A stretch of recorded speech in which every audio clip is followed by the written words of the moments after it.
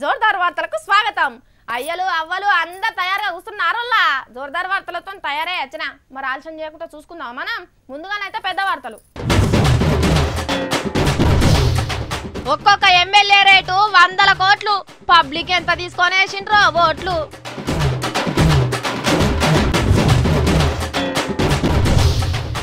ఎంకన్న సన్నిధిలా ఎన్నో రాజకీయాలు. గుడిల్వ నాగం చేస్తున్నారట పాలకులు.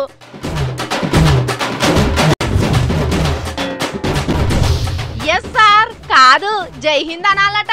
బీజేపీ సర్కార్ దేశభక్తిని గిట్లనే వెళ్తుందట.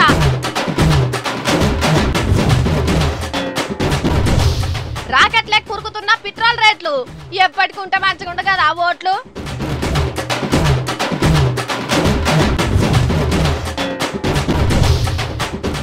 కోడిగుడ్డు కుట్రను ఛేదించిన రాములు. అర్ధరాత్రి దాకా అడ్డమైన సీరియల్ అన్ని చూస్తుంది. మనసులో నేర్పడకుండా ఎట్లా చంపాలో నేర్చుకుంటుంది. నేను ఇంటికాడ ఉన్నాయి నన్ను గిలాసాన్ని బియ్యం పెట్టుకొని బతుకుదును. నేను ఊకేనా తిని అన్నిసార్లు ఓటు 500లకు దొరకదు. కొన్నిసార్లు 5000 కూడా పెట్టాల్సి వస్తుంది. ప్రాణమైనా పర్వాలేదు. నీ అమ్మ సీటు కావాల్సిన సెంటర్లు కొన్ని ఉంటాయి. అక్కడ ఎంత ఖర్చు అవుద్దో ఎవ్వడికి తెలియదు అని Mahesh Babu sir business man సినిమాలో చెప్తుంటే సప్పట్లు. ఓట్ల ఖర్చులు గట్లుంటాయి. మరి అన్ని పైసలు ఖర్చు పెట్టుకున్న ఎమ్మెల్యేలు అమ్ముడు పోవాలంటే ఎంతకు అమ్ముడు పోతారు? వాళ్ళ బేరాలు ఎట్లుంటాయి ఎరికేనా మీకు? దునియాల ఎవ్వలకు లేని గిరాకీ ఇప్పుడు కర్ణాటక ఎమ్మెల్యేలకు వచ్చిందుల్లా. బీజేపీ సర్కార్లకు వచ్చేటందుకు ఒక 8 మంది ఎమ్మెల్యేలు తక్కువ అంటారు కదా. అగో ఆ 8ని ఊడ్చుకునేటందుకు ఫుల్గా బేరాలు చేస్తున్నారట. ఎంత అనుకుంటున్నారు? ఒక్కొక్కరు 100 కోట్ల ఆఫర్ ఇస్తున్నారట. స్వయంగా జేడీఎస్ పెద్ద సారు కుమారస్వామి సారే చెప్తున్నాడు. ಈ ಶಾಸಕರುಗಳಿಗೆ ಕೆಲವು ನನ್ನ ಪಕ್ಷದ ಶಾಸಕರಿಗೇನೆ 100 ಕೋಟಿ ಹಣ ಕೊಡ್ತೀವಿ, ಒಂದು ಕ್ಯಾಬಿನೆಟ್ ರ್ಯಾಂಕ್ ಕೊಡ್ತೀವಿ ಅಂತ ಹೇಳಿ ಇವತ್ತು ಆಫರ್ ಕೊಡ್ತಕ್ಕಂಥದ್ದೇನಿದೆ. ಈ 100 ಕೋಟಿ ವೈಟ್ ಮನಿ ಕೊಡ್ತಾರೋ ಬ್ಲ್ಯಾಕ್ ಮನಿ ಕೊಡ್ತಾರೋ ಕಪ್ಪಣ ಕೊಡ್ತಾ ಇದ್ದಾರೋ? ಎಲ್ಲಿದೆ ಈ ಕಪ್ಪಣ ಸಂಗ್ರಹ ಮಾಡಿರೋದು? వింటున్నారులా 100 కోట్లు ఇస్తామని బీజేపీ వాళ్ళు ఆఫర్ ఇస్తున్నారు. బ్లాక్ మనీ తీసేసి నోట్ల రద్దు చేసి అవినీతి లేకుండా చేస్తానన్న బీజేపీ లీడర్లు ఈ 100 కోట్ల రూపాయలు ఎక్కడి నుంచి అందిస్తారు? ఈ ఇన్కమ్ ట్యాక్స్ ఆఫీసర్లు ఏం చేస్తున్నారు అని అమాయకంగా అడుగుతున్నాడు కుమారస్వామి సారు. ఇచ్చేటోళ్ళు ఏడికెళ్ళి తెస్తారో గాని ఒక్క ఎమ్మెల్యేకు 100 కోట్లు అంటే ఎంత పెద్దిలు ఉన్నదో చూడు రోల్లా. ఓటేసిన వాళ్ళకు ఒక్కొక్కలకు 500, 1000 రూపాయలు ఇచ్చినా కూడా 5-6 కోట్లు. అంత లాభ అయితే 10 కోట్లు ఖర్చు పెట్టుంటారు.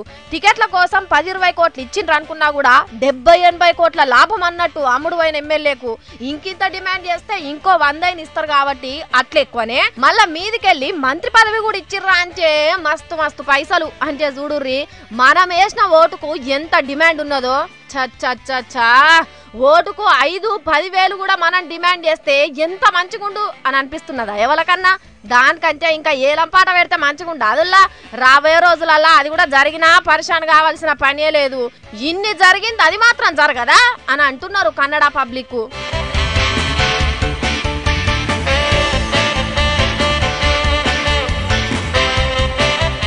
మొన్నటి కానుంచి చెప్పుకుంటలే మానుల్లా తెలంగాణలో ఇప్పుడు రైతుల జాతర నడుస్తున్నది అని కదా.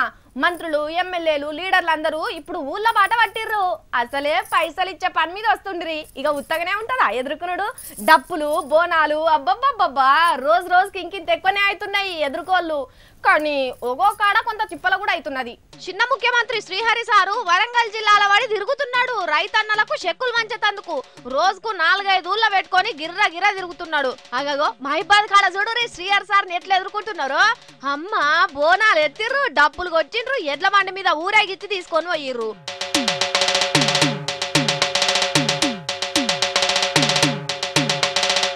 అంత చక్కగానే నడిచింది కదా.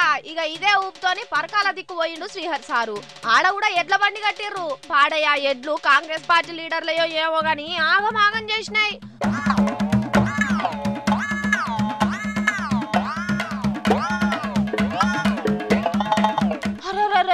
కొద్దిలైతే ఏమైపోవు. ఓ దిక్కు మంత్రి ఎమ్మెల్యే ధర్మారెడ్డి సారు ఎంపీపీ నేత సులోచన బండెక్కంగానే పొలాల్లో గుంజుకొని ఉరికినాయి. ఆయనతో అందరు అడ్డం తిరిగి ఆగబట్టి నిమ్మలంగా లీడర్లు కిందికి దిగేటట్టు చేసిర్రు. మరి ఏ లీడర్ వచ్చినా కూడా ఉత్తగానే ఎక్కి ఫోటోలకు పోజులకు వచ్చేటోళ్ళేనాయే, వీళ్ళు కూడా గసంటోళ్లే అని అనుకున్నాయో ఏమో ఎడ్లు. వ్యవసాయం బతికిచ్చేటందుకు చెక్కులు తెస్తున్నారని చెప్పనట్టున్నారు ఎవ్వరు. అయినా కూడా కొద్దిగా ఎడ్ల ముంగట ఆ డప్పులు కొట్టుడు బంద్ చేయాలి, లేకపోతే బెదరాయి అనుల్లా.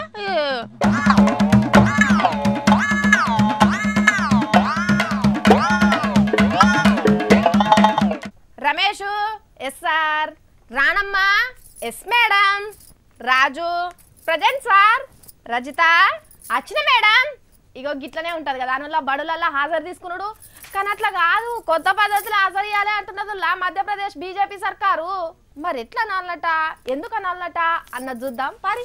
1 तारीख से सतना जिले के सारे स्कूल में जब बच्चे हाजिरी देंगे तो यस सर और यस मैडम की जगह वो जय हिंद बोलेंगे. जय हिंद सर उपस्थित श्रीमान की बजाय जय हिंद सर.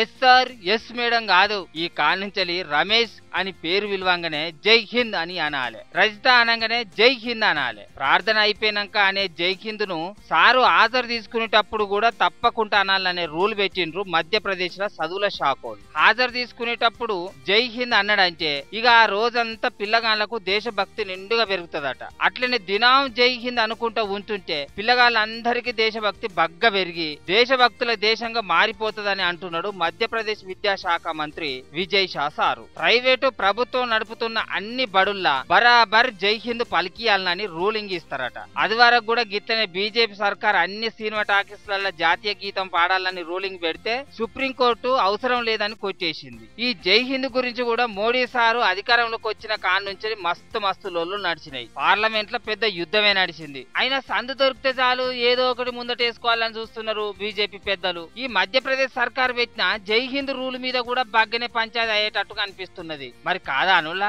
ఈయాటి పిల్లలు రేపటి దేశభక్తులు అవుడు మంచిదే గాని జై హింద్ అంటేనే దేశభక్తి పెరుగుతుందా, కడుపులో లేనిది కావలించుకుంటే వస్తుందా అన్నట్టు బలివీటికి జై హింద్ అని పలికిస్తే విరక్తి వస్తుంది గాని దేశభక్తి ఎట్లా పెరుగుతుంది? మతాల నడవ లొల్లులు పుట్టించే పనికే ఇట్లా చేస్తున్నారని అంటున్నారు దేశం పబ్లిక్. మరి దీని మీద మోడీ సార్ ఏమంటాడో ఏమో చూడాలి.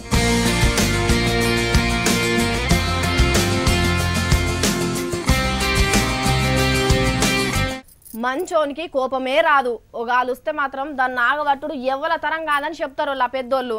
ఈ ముచ్చట తెలుసుకో దానిలో ఆర్టీసీలో పనిచేసే అన్నలక్కలు అరే ఉత్తుత్తగానే సీఎం సార్కు కోపం తెప్పించి బతుకుల నిప్పులు పోసుకుంటున్నారు. చచ్చా గట్ల చెయ్యకుండ్రి, మా సలాయిని కేసీఆర్ సార్ను సల్ల కూర్చుండ్రి.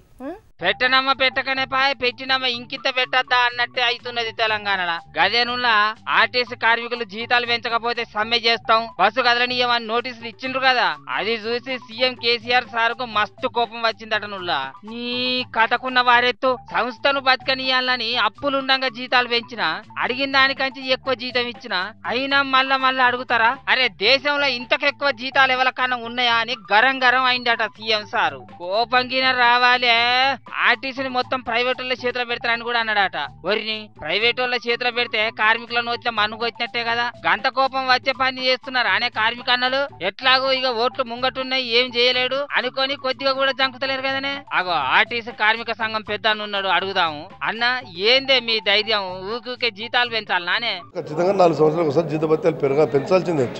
చట్టంలో ఉందని ప్రభుత్వం అమల్లోకి తీసుకురావాలి. ఖచ్చితంగా పెంచుతారు, ఏమి ఇబ్బంది లేదంటున్నారు. కేసీఆర్ సార్కు వ్యతిరేకంగా తిరుగుబాటు చేస్తున్నారు. మరి ప్రైవేట్ పరం చేస్తే అప్పుడేం చేస్తారన్న? ఆయన ప్రైవేట్ పరం చేస్తారంటే మాకు తెలియదు, చేస్తారన్న మాకు అవిశ్వాసం కూడా ఏం లేదు.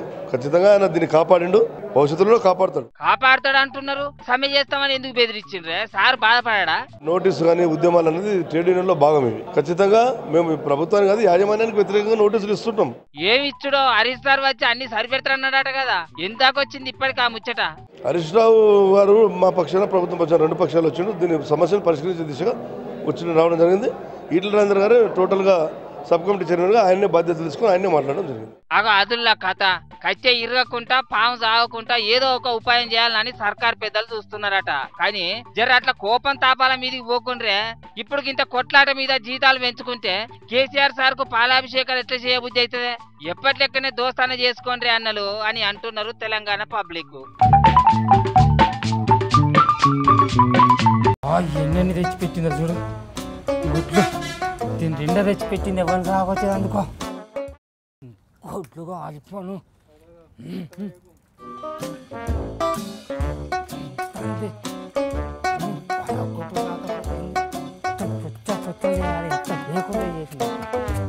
ఇక సాగొట్టమ్మ సాగొట్టి ఇక నన్ను ఎట్లా చంపుతావు చంపవు ఇక చంపు. అయ్యో ఇంట్లో నా కోడిగుడ్లను బయట వారేస్తున్నాడు. ఓ ముసలాడా, నీకేమన్నా పిచ్చి వేసిందా? ముసలాడు అన్నావు అనుకో ముంత పొగ ఎత్తా అమ్మ అనుకుంటున్నావు కానీ మంచిగా ఇంటికా ఉంటుంది తీసుకొచ్చి కుట్ర పని చంపేందుకు నీకు ఎట్లా చేతులు వచ్చినాయి? నిన్ను నేను చంపుడేంది, ఆ కుట్రేంది? అబ్బా ఏం తెలియనట్టు ఎట్లా మాట్లాడుతుందో చూడుండ్రి. ముచ్చడేందో చెప్పకుండా నానబెట్టి నన్ను బదనాం చేస్తున్నావు. మంచిగుండా చెప్తున్నా. అర్ధరాత్రి దాకా అడ్డమైన సీరియల్ అన్నీ చూస్తుంది. మనసులో నేర్పడకుండా ఎట్లా చంపాలో నేర్చుకుంటుంది. నేను ఇంటికాడ ఉన్నాయి నన్ను గిలాసులని బియ్యం పెట్టుకొని బతుకుదు. నేను ఊకేనా తిని నేను ఎట్లా బతకాలో ఏమో. అబ్బా ముసలోడా, నీకు దండం పెడతా. ఆ ముచ్చటేందో ముక్కు సూటిగా చెప్పు. ఇప్పటికే గుండె ఎంత ఖరాబ్ అయిందో ఏమో. మంచిగా సాగవారిన సండ్రకట్టెలు ఎక్కువ ఉండేటోడిని సరిసప్పుడు కాకుండా సత్తనో ఏమో. మంచిగా చూసుకుందామనే పట్నం తీసుకొత్తని అన్నం పుణ్యం ఎరగదాన్ని నేను చంపుడేందే. నిన్ను తీసుకొచ్చినందుకు మంచి బదనామే చేస్తున్నావు నన్ను. మరి గిదేంది గింతగానం గుడ్లు ఎందుకు తెచ్చిపెట్టావు ఇంట్లో?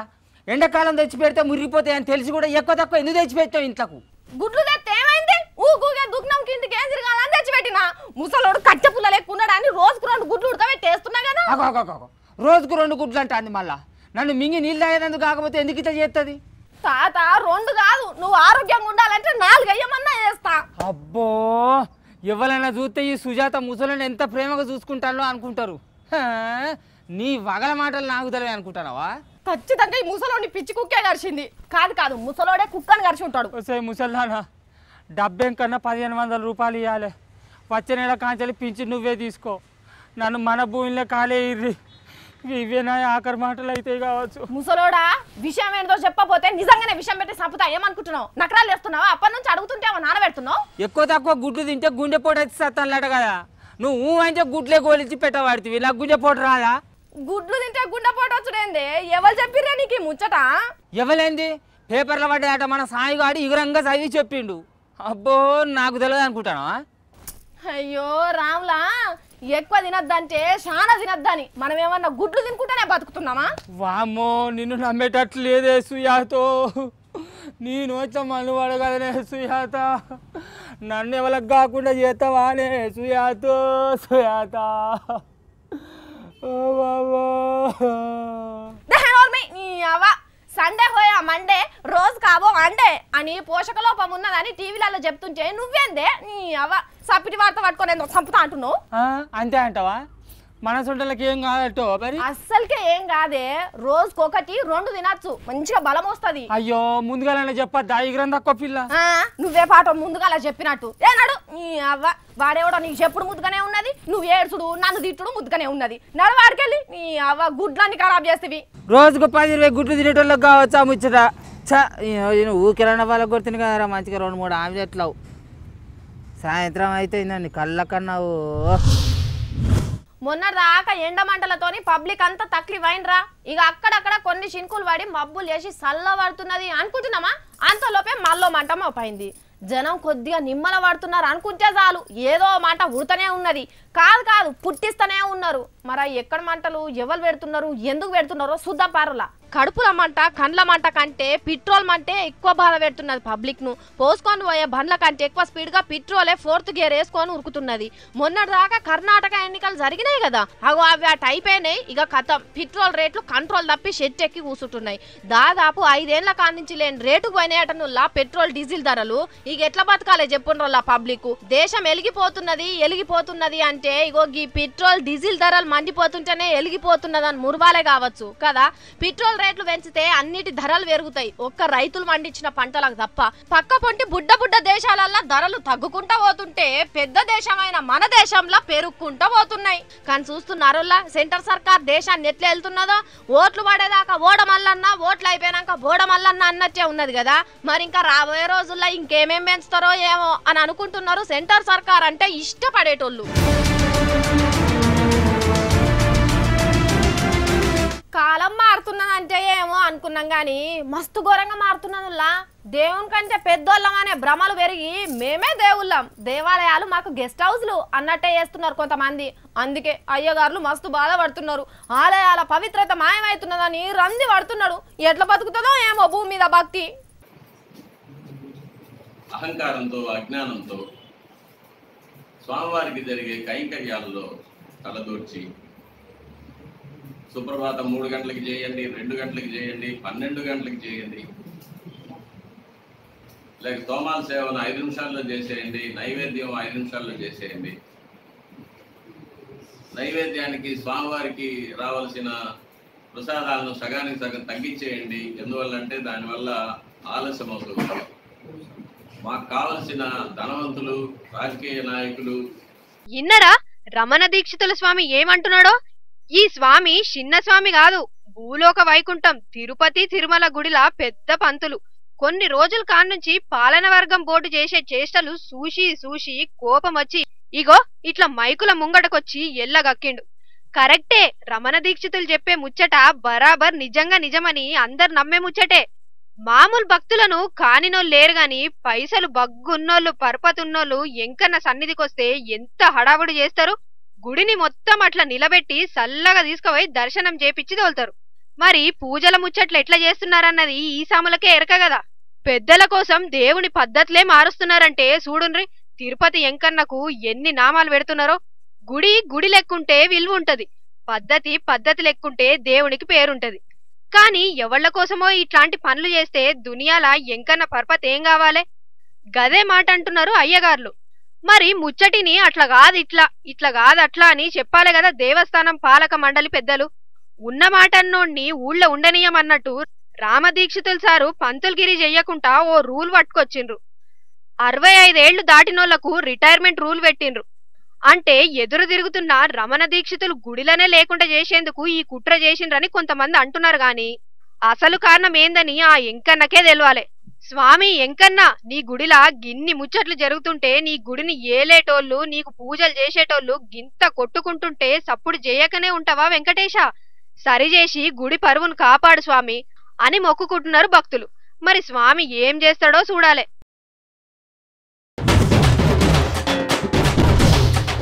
ఒక్కొక్క ఎమ్మెల్యే రేటు 100 కోట్లు. పబ్లిక్ ఎంత తీసుకొనేసిండ్రో ఓట్లు.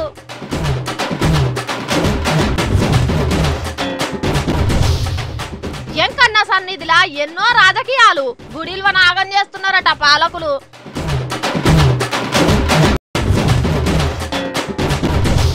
ఎస్ సార్ కాదు, జై హింద్ అనాలట. బీజేపీ సర్కార్ దేశభక్తిని గిట్లనే వెళ్తుందట.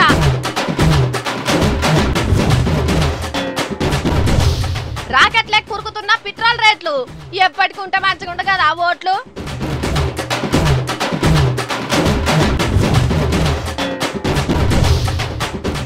కోడిగుడ్డు కుట్రను ఛేదించిన రాములు. అర్ధరాత్రి దాకా అడ్డమైన సీరియల్ అన్ని చూస్తుంది. మనసులో ఏర్పడకుండా ఎట్లా చంపాలో నేర్చుకుంటుంది. నేను ఇంటికాడ ఉన్నాయి, నన్ను గిలాసాన్ని బియ్యం పెట్టుకొని బతుకుదు. నేను ఊకేనా తిని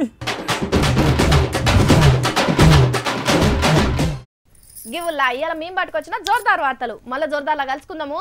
జోకుడు వార్తలు కావివి, జోర్దార్ వార్తలు చూసుకుంటూనే ఉండురి హెచ్ఎం టీవీ.